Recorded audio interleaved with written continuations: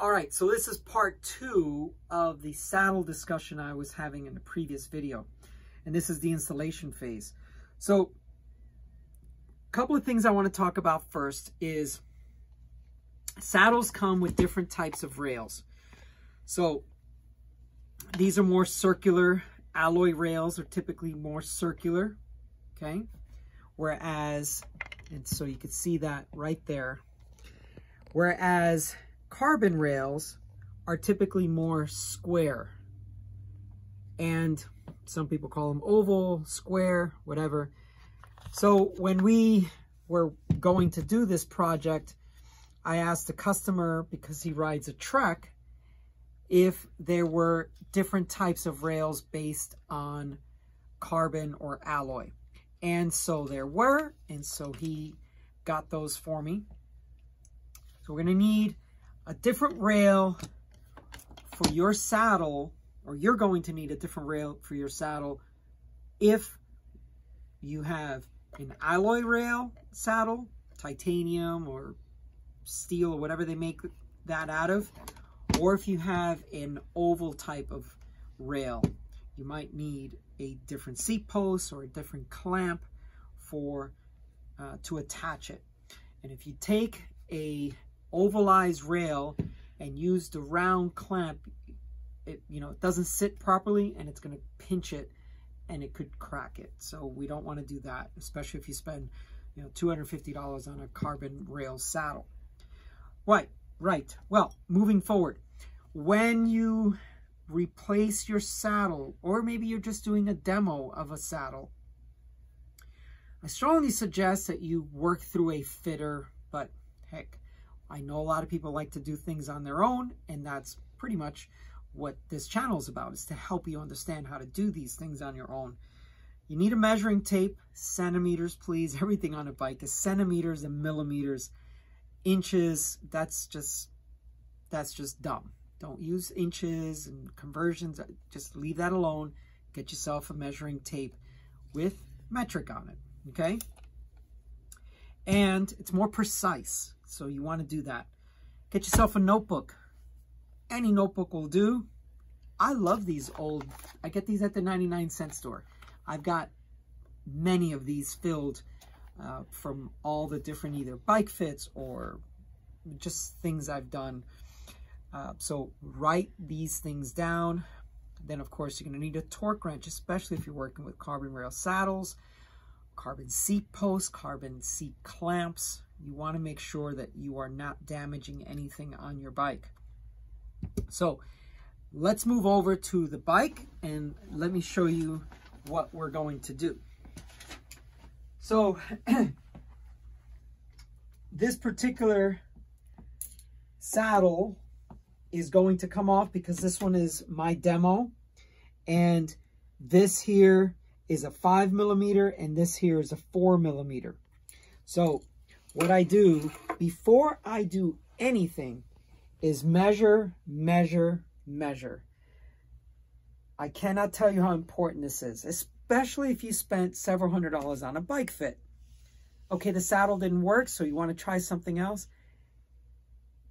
You have to measure everything before you even get started. Now, I'm going to talk to you about how I measure things, and you decide whether that makes sense to you or not. So the first thing, most important, is your saddle height. Now, the way I measure saddle height is I measure with the crank arm down and along the seat tube axis. Now, why do I measure it that way instead of the way you see it everywhere else with people measuring from the center of the bottom bracket? Well, first of all, that's not a very precise place to measure it. So the reason I measure it with the crank arm down is because depending on the bike and depending on the discipline of cycling, you may have different crank arm lengths on different bikes. So on my tandem, I typically do 170 crank arms. On my fixed gear, either 167.5 or 170. On my regular road bikes, 172.5 crank arms. So each one of those crank arms should be incorporated in your saddle height measurement to make sure it's right for that particular bike. All right, so first things first, we're going to measure from the center of the pedal spindle up to the top of the saddle, and this is right about 90. Okay, so that's 90. The next measurement I'm going to take is from the tip of the saddle to the tip of the bar hood, and I call that just tip to tip. So there to there, okay, and that's 67.5. So I'm just going to write that down.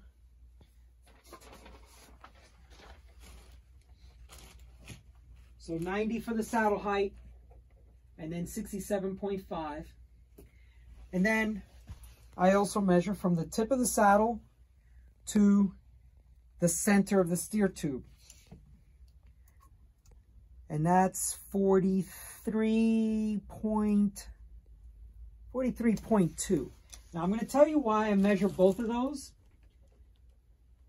And that is because from here to here is one measurement, but from here to here, from tip to tip, that incorporates basically from, if you were to draw a line from here to here, that takes into account the length of the stem, the shape of the bar, you know, what type of reach the bar has, because believe it or not, these bars come in many different sizes. They come in many different depths here. This is called the drop, and this is called the reach of the bar. And of course, this is the stem. So the first measurement I'm taking is to the steer tube, and the other measurement I'm taking is to the grip, to the tip of the hood. The third measurement I'm taking, so one saddle height, and then these would be 2. The third one I'm taking is how far the tip of the saddle is from the center of the bottom bracket. Because when I place this saddle, I need to place it exactly in the same place. And when I look now, straight down to the center of the bottom bracket, I'm sitting at about 8 centimeters. So I'll write that down.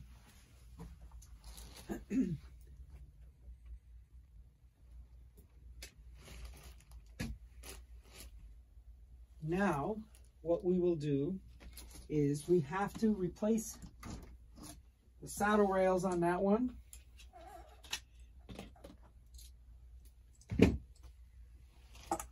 So we'll start by taking off the old saddle.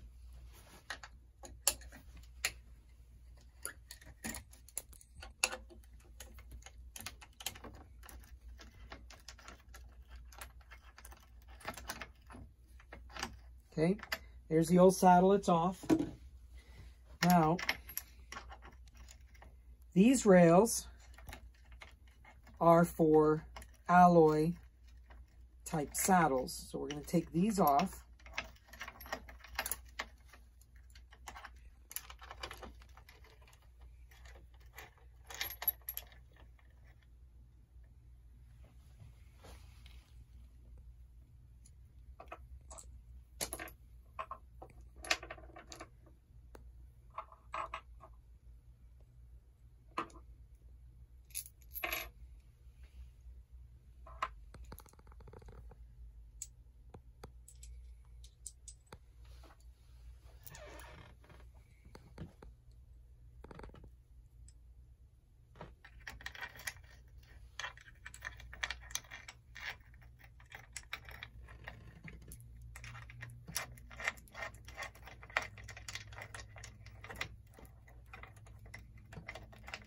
Okay, so now that's that saddle. Now we're going to put this, oh, I'm sorry, saddle rail. Now we're going to put this one on here. Now, because this saddle was from the same company, we can pretty much be assured that we're probably pretty close as far as the height of the saddle without having to move that too much. Okay.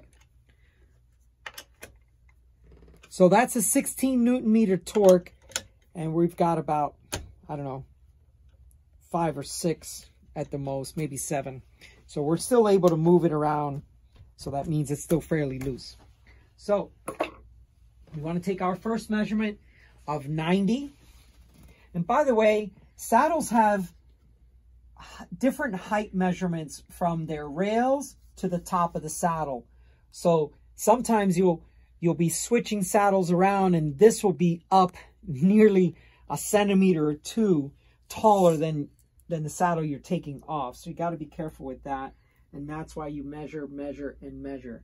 Yeah, so we're back to 90 because the saddle has the same height for both its carbon rail and its titanium rail.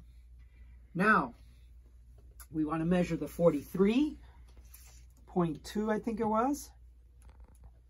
So that's a little bit too far forward, so we're going to slide that back a little bit.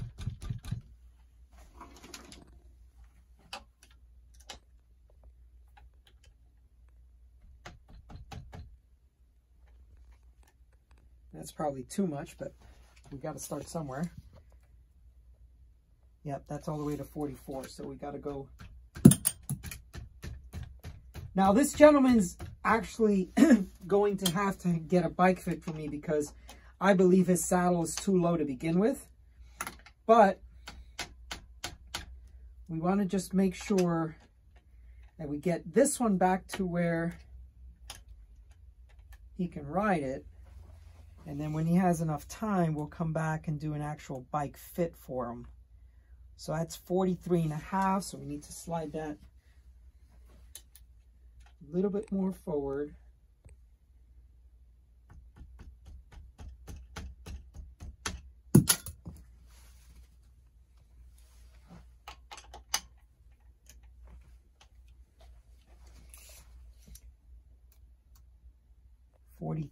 .4 and that's the way it goes sometimes, so you just got to keep,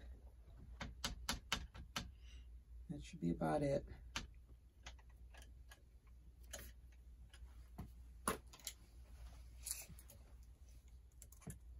Yep, 43.2, maybe 43.3, and that's 67.5.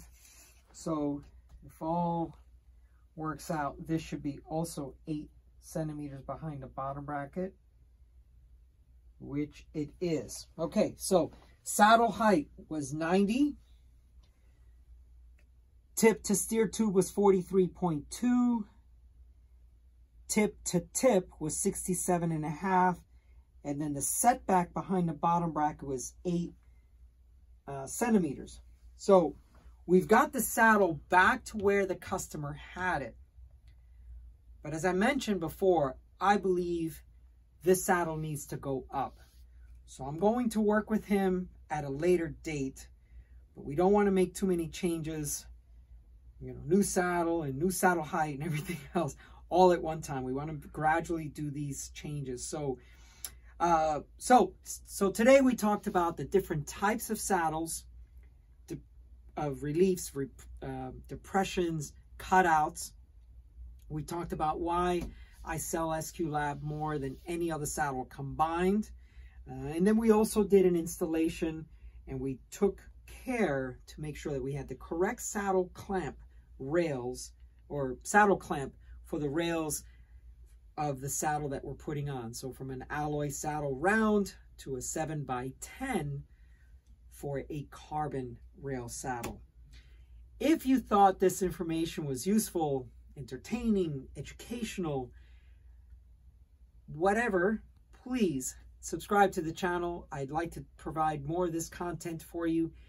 If you didn't like it and you're still here, you must have liked and found something. But if you didn't like it, if you hit a thumbs down, please tell me why. I would love to create better content. And so if someone found something that was disagreeable, please let me know, and then I'll correct it. Or maybe that's just the way it is, and the viewer doesn't know the difference. But anyway, thank you so much for tuning in. and we will see you up the road.